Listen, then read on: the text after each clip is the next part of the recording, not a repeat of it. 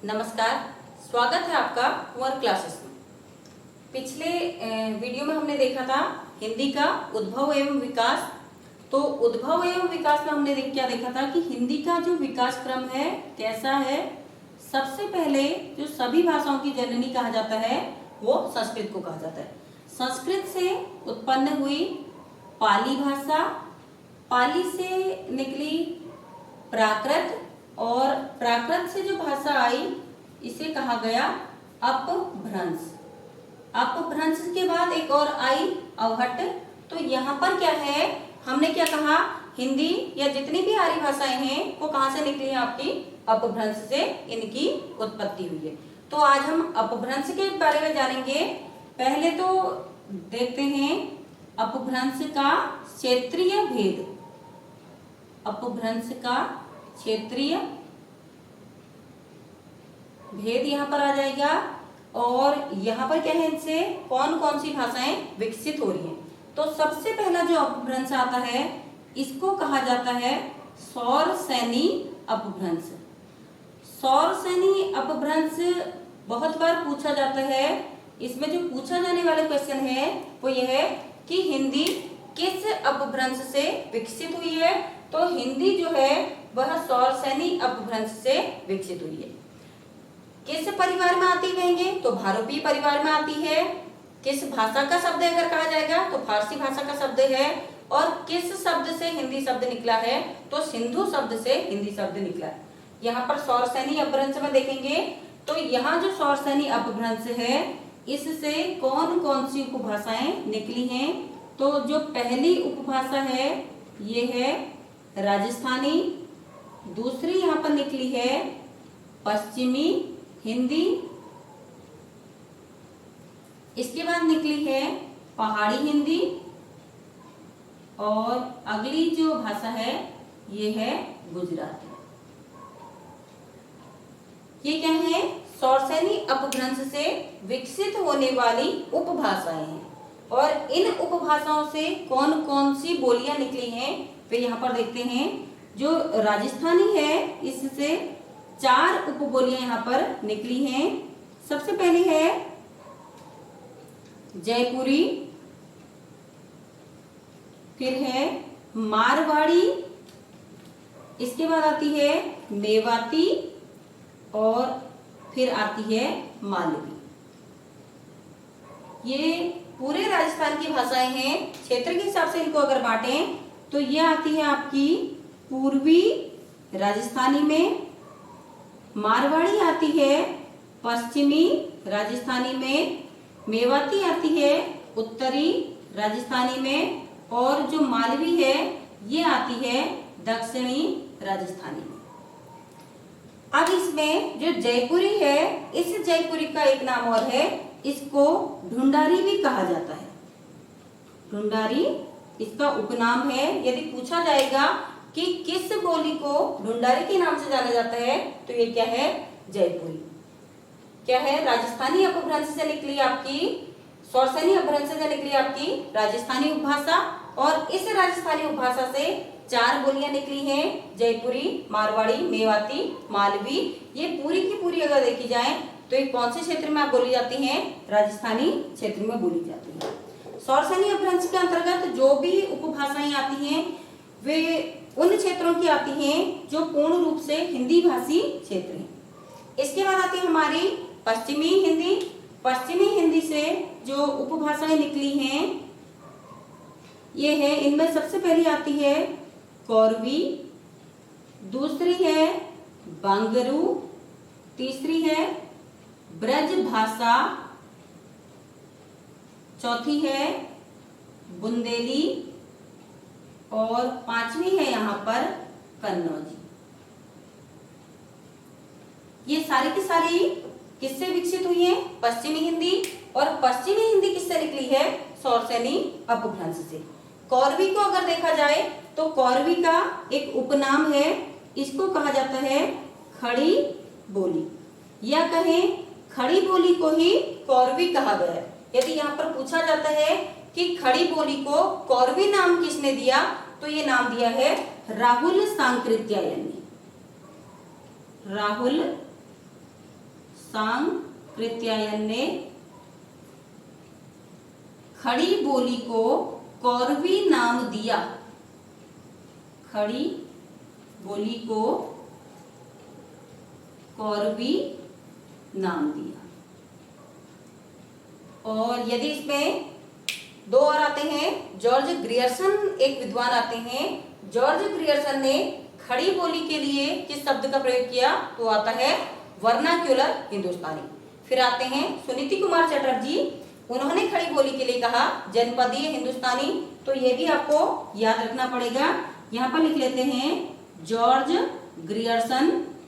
और George Grierson ने खड़ी बोली को क्या कहा? वर्नाक्यूलर हिंदुस्तानी। वर्नाक्यूलर हिंदुस्तानी। यहीं पर अगर सुनीति कुमार चटर्जी की बात की जाए तो इन्होंने जो नाम दिया, सुनीति कुमार चटर्जी, इन्होंने खड़ी बोली को कहा जनपदीय हिंदुस्तानी। हिंदुस्तानी। यदि क्षेत्र अगर पूछा जाएगा कि कहां पर बोली जाती है, तो खड़ी बोली या फिर कौरवी ये बोली जाती है उत्तर प्रदेश के क्षेत्र में। वहां भी अगर पूछा जाता है तो सहारनपुर मुजफ्फरनगर वाला क्षेत्र आता है, जो ऐतिहासिक दृष्टि से जिसको कुरुक्षेत्र कहा जाता था। तो यहाँ पर अगर इनका क्षेत्र पूछा जाता है तो इसको कह दिया जाएगा उत्तर प्रदेश वाले क्षेत्र में ये बोली जाती है। इसके बाद आती है बांगरू।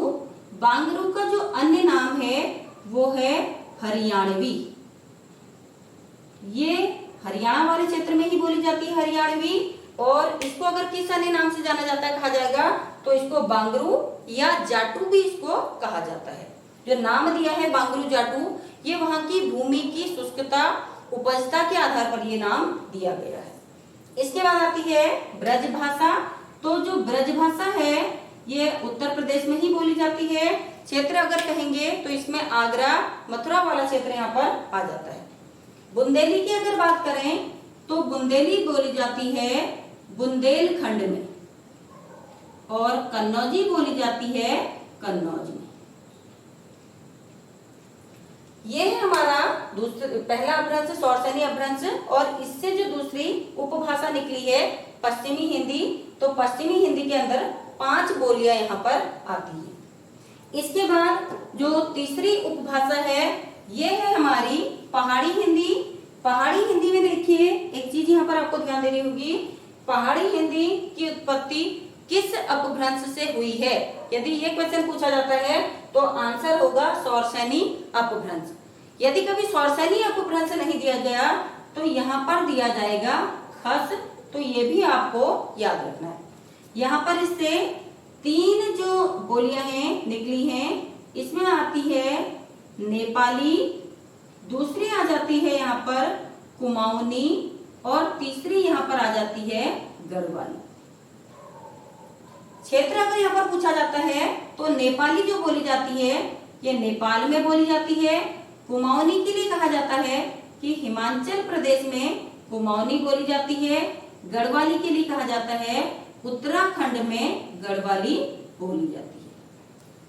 नहीं तो अगर ध्यान दिया जाए तो उत्तराखंड में जो 2 मंडल हैं कुमाऊं और गढ़वाल, तो उन मंडलों में कुमाऊं मंडल में कुमाऊनी और गढ़वाल मंडल में गढ़वाली भी बोली जाती है।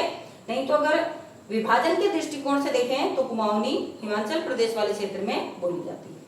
गुजराती का ऐसा अलग से कोई विभाजन यहाँ पर नहीं किया गया है। तो ये पहला अपभ्रंश है सौरसेनी अपभ्रंश, और सौरसेनी अपभ्रंश से जो निकली है हमारी उपभाषाएं उनका वर्णन। इसके बाद यहाँ पर दूसरा अपभ्रंश आता है, इसे कहा जाता है अर्धमागधी। तो दूसरे अपभ्रंश की बात करते हैं अर्धमागधी। और इस अर्धमागधी से अगर जो उपभाषा निकली है उसे क्या कहेंगे?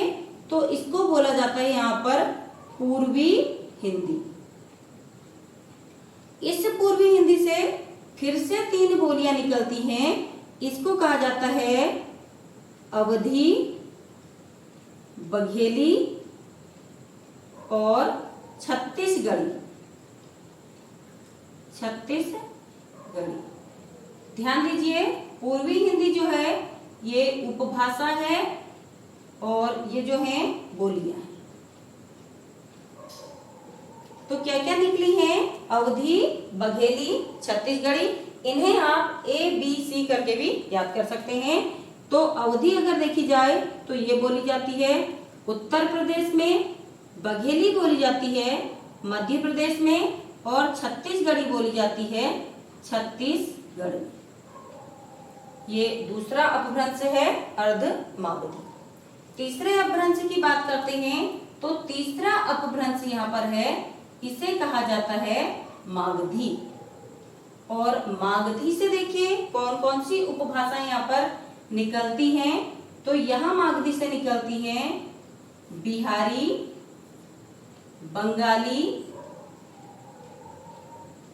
असमिया और उड़िया। ये जो बोलियां निकली हैं ये मागधी अपभ्रंश से निकली हैं। इसमें जो बिहारी है, बिहारी से जो बोलियां निकली हैं ये 3 बोलियां निकली हैं। ये हैं भोजपुरी, मगही और तीसरी है मैथिली। क्षेत्र अगर देखा जाए तो भोजपुरी बोली जाती है उत्तर प्रदेश वाले क्षेत्र में, जबकि मगही और मैथिली ये दोनों ही बिहार वाले क्षेत्र में बोली जाती है। इसके बाद जो दूसरी बोली आती है बंगाली। बंगाली के बारे में एक क्वेश्चन अक्सर पूछा जाता है कि पुरानी बंगला को किस नाम से जाना जाता है। तो यहाँ पर जो पुरानी बंगला है इसे कहा जाता है ब्रजबुली। तो ये भी साथ साथ में पढ़ना है।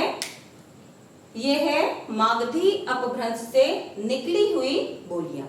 इसके बाद कुछ और अपभ्रंश हैं और उनसे जो भाषाओं का विकास हुआ है या जो आर्य भाषाएं निकली हुई हैं उन्हें देखते हैं। इसके बाद जो अगला अपभ्रंश आता है इसको बोला जाता है केकई। केकई अपभ्रंश से जो उपभाषा निकली है इसे कहा जाता है लहदा। और फिर अगला अपभ्रंश आता है टक। टक से जो निकली है ये उपभाषा है पंजाबी। अब देखिए अगर अलग अलग पूछा जाता है कि लहदा किस अपभ्रंश से निकली है तो कहेंगे केकई से। पंजाबी किससे निकली है? टक से। कभी कभी इनके लिए एक अपभ्रंश का प्रयोग कर दिया जाता है, इसे कहा जाता है पैसाची। इसके बाद अगला जो अपभ्रंश आता है इसे कहा जाता है ब्राचड़। और ब्राचड़ से जो उपभाषा निकली है ये है सिंधी, फिर है महाराष्ट्री। और महाराष्ट्री अपभ्रंश से जो उपभाषा निकली है इसे कहा जाता है मराठी। तो यहाँ पर हमारा अपभ्रंश समाप्त होता है। अपभ्रंश क्या है? बहुत ज्यादा इंपॉर्टेंट है। कहीं ना कहीं आपसे पूछ लिया जाता है कि किस अपभ्रंश से कौन सी भाषा निकली है या कौन सी बोली की उत्पत्ति हुई है।